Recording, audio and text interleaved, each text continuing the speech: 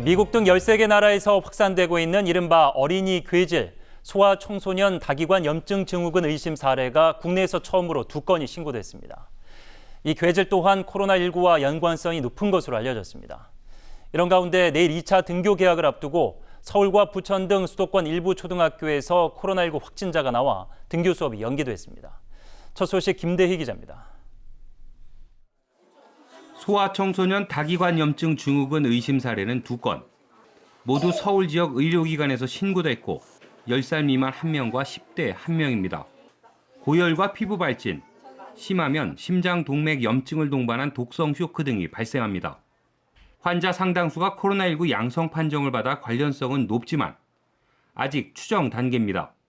현재 각 신고 사례에 대한 조사가 진행 중이며 이 중에 한 건의 경우에는 일단 사례 정의에는 부합하지 않는 것으로 조사된 상황입니다. 전교생이 700명 규모인 서울 연은초등학교에선 2학년 A군이 코로나19에 감염돼 등교 개학 수업이 연기됐습니다.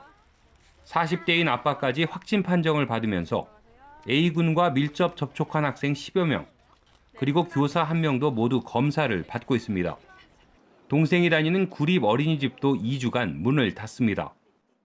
등교 수업을 재개한 학교에서 방역이 제대로 이루어지지 못한다면 우리 가정과 지역사회 모두가 위험에 처하게 됩니다. 부천 석천초등학교 50대 교사도 확진 판정을 받아 오는 28일 예정된 등교를 연기하기로 했습니다. 이 학교는 돌봄 교실 운영도 중지하고 원격 수업을 강화할 방침입니다. OBS 뉴스 김대희입니다. 이처럼 잇단 학생들의 코로나19 확진으로 인해 전국에서 등교가 연기된 학교는 197곳에 이릅니다. 이런 불안 속에 내일 또다시 240만 명의 학생들이 등교에 나서게 되자 학교와 방역 당국의 긴장감이 높아지고 있습니다. 이어서 차윤경 기자입니다. 하루 앞으로 다가온 2차 등교 개학. 유치원생부터 초등학교 1, 2학년, 중학교 3학년과 고등학교 2학년까지 240만 명이 대상인데 학부모도 정부도 긴장하는 건 마찬가지입니다. 불안이 가시지 않은 상황 속에서 아이들을 학교에 보내는 부모님들의 무거운 마음을 잘 알고 있습니다. 정부의 마음도 같습니다. 학교 방역이 실패하면 가정과 지역사회가 위험하고 지역사회 감염을 못 막으면 등교 수업이 위협을 받는 만큼 연결고리를 끊는 게 중요합니다.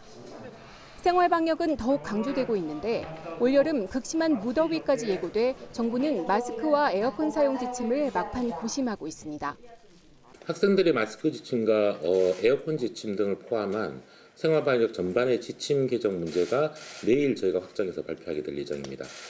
서울시 교육청은 상황이 안정될 때까지 야간 자율학습을 원칙적으로 금지했고 중학교 중간고사를 치르지 않도록 권고했습니다.